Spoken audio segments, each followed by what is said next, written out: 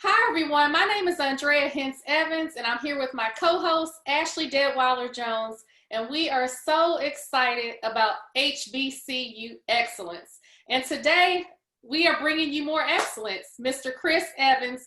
And I know what y'all are saying. Y'all think it's my husband, Chris Evans, but it's my Morehouse brother, Chris Evans. And Chris Evans is a king, but not only a Morehouse king, he is T-shirt king, okay? So he's the owner of T-shirt King, and we're going to talk to him about that. And he also has a foundation, I Am a King Foundation, and so we're going to talk about that too. So Chris Evans, welcome to this interview today, and tell us about yourself. Awesome. Thank you guys for having me on, representing that awesome class of 98, just like you guys. So I am Chris Evans from Kansas City, Missouri, attended Morehouse College and graduated in 1998, attended from 94 to 98, majored in finance, worked in consulting and worked for an internet startup for a while. And then I went to the University of Michigan Business School, and from there, returned back to Kansas City to run the family business. Excellent. Chris, you clearly have a phenomenal resume, right? And you've taken a lot of major steps after Morehouse, but we want to know a lot about how Morehouse shaped you. And even taking a step back, tell us how you got to Morehouse, and then once you got there, some of the more pivotal moments that you had that changed your life. Right. I was one of those students that went to Morehouse sight unseen. So I had never been to Atlanta, Georgia before freshman orientation. And what inspired me to really go to Morehouse was honestly Bill Cosby, A Different World, and seeing that imagery of Black excellence. And it was just exciting. It's something that, you don't see too often here in the Midwest. Had a couple of friends that had older sisters that went to Spelman, and they came home one time for Christmas. I said, I got to go where they are. And so that inspired me at probably 7th, 8th grade to say, I'm going to Morehouse College. And again, never went to visit, but that was a dream. I had that application in front of Graves Hall and just had those pictures of Black men and that imagery. I said I had to be there. So that's what really pushed me to go to Morehouse. Coming out of high school, I was very, very good in math. Everybody said, you got to be an engineer. You got to be an engineer because you're good in math. And when I went to Morehouse, I learned about investment banking. And that just blew my mind because in my world, all you could do if you were good in math was be an engineer or maybe an architect. And so Morehouse exposed me to so many different careers and different flavors of Black people, different types of Black people, different cultures within the Black community. So Morehouse really just opened my mind to a whole new world. I love that. And, speaking of a different world, right, that inspired me too, to go to Spelman. And being in the AUC period, it's like being in a different world. But you actually are still very active in the alumni group and just in our class. And so I want you to talk more about that. Like, tell us more about your community in college and your community outside of college and what you do for the community. Right. So a lot of my inspiration comes because I didn't know a lot about Morehouse when I left Kansas City. So when I moved home, one of those things top on the priority is how can we expose more kids, more young men, more leaders to things that HBCUs and specifically Morehouse had to offer. So when I moved home, we revitalized our Kansas City alumni chapter. Now I am the president of our chapter as well as the regional vice president of the Morehouse National Alumni Association. And a lot of it is just keeping our brothers engaged, our alums engaged, and spreading the word to students, current students. We spend a lot of time doing recruiting efforts. We are a very small chapter, but spreading that message is important. One of the things that kind of really energized me was we had a student here that really wanted to do investment banking. So that struck a chord with me. And he was trying to decide whether to take a full ride to Morehouse College or go to the University of Pennsylvania and have to pay. And in my mind, it was just not even, there was nothing to decide, wasn't even a decision. So that just cued me in that we really need to express and stress the benefits of going to Morehouse. Now, Chris, you clearly have an allegiance to Morehouse, participating on such a high level with the alumni chapter and giving back and encouraging young men to follow in your footsteps. Can you share with us maybe like a relationship, a time, just something at Morehouse that really was life-changing and game-changing for you? The Morehouse College Spring Tour. Business students, usually 20 to 30 business students, go somewhere internationally. And my junior year, I went to Brazil, Rio, Brazil, and South Africa. And so that kind of really put the stake in it. This was the correct decision. This is going to power me forward. You know, the guys that went along with me, or we went as a group, we stay in close contact, like Lamar Jones, Rod Hardiman, Rob McCann, all of those guys going on and doing great things, have done great things, and even, you know, planning greater things. That was kind of that one Morehouse thing where like, wow, this is amazing. I remember we climbed Table Mountain in South Africa, in Cape Town, South Africa.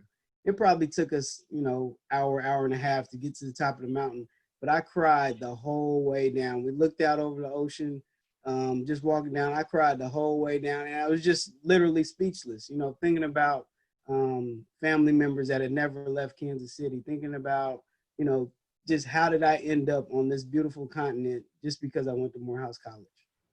Wow, what an inspiring story and an incredible opportunity to be a teenager and travel international with your Morehouse brothers. That is incredible. It sounds amazing. And I just want to ask you, let's step back. You said that you got a finance degree and then you ended up going back home, but you were the t-shirt king. So how did we go from finance to t-shirts? What actually got you into the t-shirt business as an entrepreneur? Right. So even as a kid, I was always an entrepreneur. When I was in the 8th grade, I asked for a pair of clippers to start cutting hair. And so having that ability to make money when you want to make money on your time was something that was always in me. When I went to the University of Michigan, I came home for spring break, and it was around the time my dad was, you know, ready to retire. He said, well, won't you, you know, come on down to the shop with me for a week or so, a few days while you're here. So I went down there and really started looking around and, you know, seeing what my parents had built. And mind you, they worked this as a part-time thing. So both of them had full-time jobs. So this was kind of just a side job for them. And then I, you know, between that first and second year of business school, people typically have some high-powered internship. And so while I was there, I said, you know what, I'm going to spend this summer, quote unquote, interning with T-Shirt King. And if it doesn't work out, I'll have that fall recruiting season and I'll have a story to tell. So I came home and just fell in love with it. Literally, there's the community aspects of working with schools, churches, preachers, small businesses, major corporations. Then there's the money side of it, the business side, the technical side. Managing cash flows, what's the right investment to make, how do you do your marketing?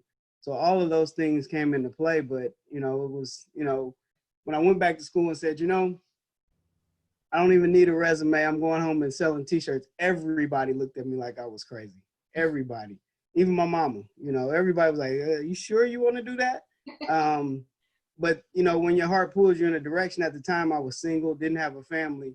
I wanted to take a chance. That was the time to take the chance when it was just me. So I took the chance, made the leap, and haven't looked back since. And you know what, Chris, you mentioned family. And that's one thing I love about you. You're not just a Morehouse man, but you're a family man. You know, I hate the fact that I won't see you this year. I doubt we'll see each other this year on the yard because of COVID-19, right, unless something miraculous happens. But you're also doing tons of things in the community.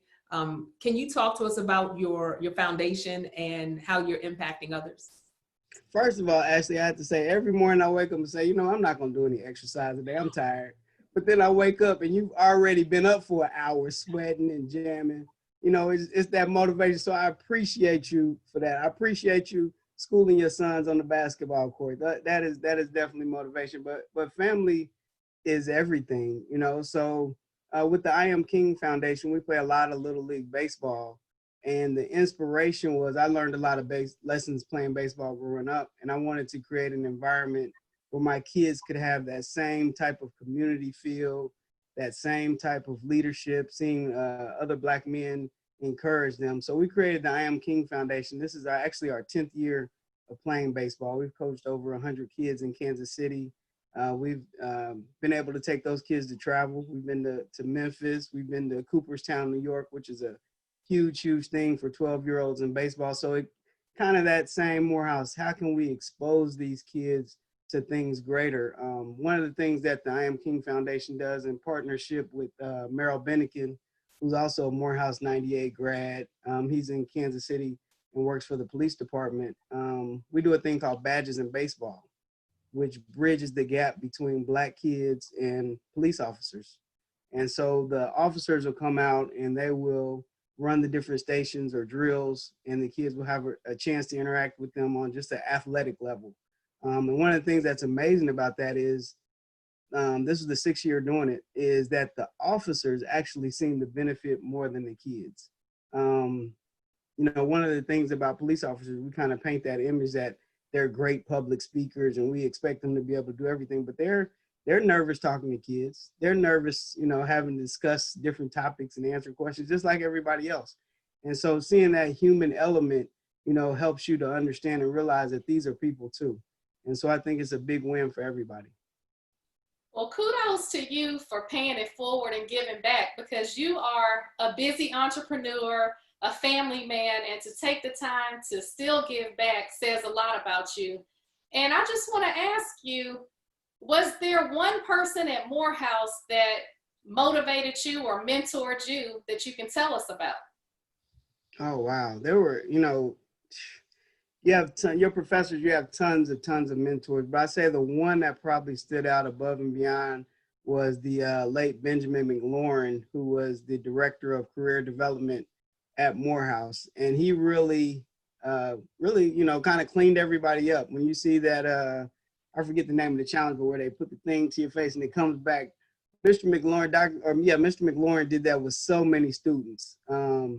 I remember coming to him and saying, yeah, I'm an Inroads intern. I already got a job, but, I'm going to come take this little class, whatever. He's like, well, first off, you're going to shave off that goatee if you're trying to really do something, and change the message on your answer machine if you really want somebody to call you.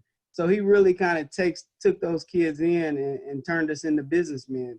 So Mr. McLaurin was responsible for the spring tour. That was one of the programs that he created, taking kids all around the world. But, when I was there, I can remember my senior year, we had a rotation of investment banks were coming, consulting companies were coming, pharmaceutical companies were coming. And literally we had to, the 50 or 60 business students that were really trying to get jobs, we had to rotate. Okay, man, you got to go to dinner with them. I'm tired. So there was an abundance of opportunities, abundance of jobs, but Mr. McLaurin really built that and really created that, in my opinion, created that Morehouse creates great business students. Great. And at your time at Morehouse, I'm sure you had tons of fun, but if there's anything that I know you had tons of fun because we were all having fun, but if there's anything that you could look back and change, if there's anything you could look back and change, is there something that you would do differently? Something that I would do different. I mean, I really, really, really thoroughly enjoyed everything.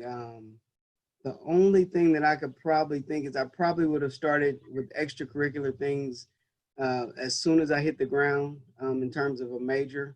I really kind of started my sophomore year, which wasn't too late, but I just felt like I didn't do enough my freshman year in terms of, it was more social the freshman year. I'll put it that way. But just in terms of getting engaged in extracurricular clubs and things early on is probably the biggest thing. Well, I'm dying to say this, so don't laugh at me, but you got to Atlanta and you said we're not in Kansas anymore. I just had to throw that out there. But you are so inspiring, and I want to go back to being the T-shirt king because many of you support Kidgineer and love our shirts, and we get all of our shirts from Chris Evans. So I just want to say that the service is excellent, the quality is excellent, and they'll even work with you for designs. I had some ideas about throwing some stuff on a shirt, and Chris said, look, I'm the king here. I'm the T-shirt king. Let me handle this. And everything has been great. So I definitely want to encourage you all to support his business because he ships worldwide. So that's the first thing. But it's interesting because when you think of being an entrepreneur, like you said, it's not like you aspire to be the t-shirt king, but you really are. The name fits your business. So for entrepreneurs that are watching and want some encouragement, can you give them some tips, some words of wisdom about what they could do to be an entrepreneur and be successful as an entrepreneur like you are? The first thing is, I did go to business school, have an MBA, but do not let the planning phase slow you down. You'll never have all the answers. Your spreadsheet will never add up correctly. Banks will always tell you no. Your marketing plan will never work the way it's supposed to. So at some point, you just have to take that leap and believe in what it is that you want to do and create and go. Again, Morehouse College, University of Michigan, the top business school, and I decided I was going to do t-shirts. There was a lot of doubt. There were a lot of people saying, that's, what are you doing with your life, and question it. But when you take the time to believe and decide that this is the route you're going to go, you have to make it work. And even in these COVID-19 times, I think some of the small businesses are surviving and will come back and bounce back even harder, because they've been forced to be creative, and they've been forced to not go the paved road and make their own path. And so don't give up, trust yourself, believe, and keep focused, and work. Again, the plan is never going to look good on paper. You're not going to be able to present and get those rounds of venture capital funding or even just a regular bank loan, but come up with a way if you believe and make it work. Excellent. Now, after that amazing endorsement from Andrea, could you please tell us where to go if we want to work with you on t-shirts, and if we want to donate back to your foundation? Give us all your information. How do we contact? Yep. So the T-Shirt King website is www.kingpromo.com, KINGPROMO.com. The nonprofit is IamKingFoundation.org. IamKingFoundation.org. All right, Mr. Chris Evans, we want to thank you for being a leader, in your business, as well as in your family, as well as in the community. You are definitely HBCU excellence, and we want to thank you for joining us today and sharing this amazing and inspiring story, and keep up the amazing work. Well, thank you. Thanks for having me. This is awesome. I certainly recommend it to any HBCU, and especially the young students that are aspiring to go to HBCU. One of the greatest things is an HBCU is the gift that keeps on giving. Sorry about that. That's me. HBCUs are the gift that keeps on giving. It's not just a 4-year program. It's a lifelong commitment, a lifelong fraternity, a lifelong sorority. So just the fact that, 20 plus years after graduation, we're still connecting, reaching out, smiling, watching kids grow up playing the French horn, basketball, everything it's amazing. And I really, really appreciate what you ladies are doing. Well, thank you again, and we appreciate you. Keep up the amazing work, and we will post all your information. So get ready to be flooded with t-shirt orders, and I'm sure that's somebody already calling you now. So thank you again. Thank you. Greatly appreciate you guys.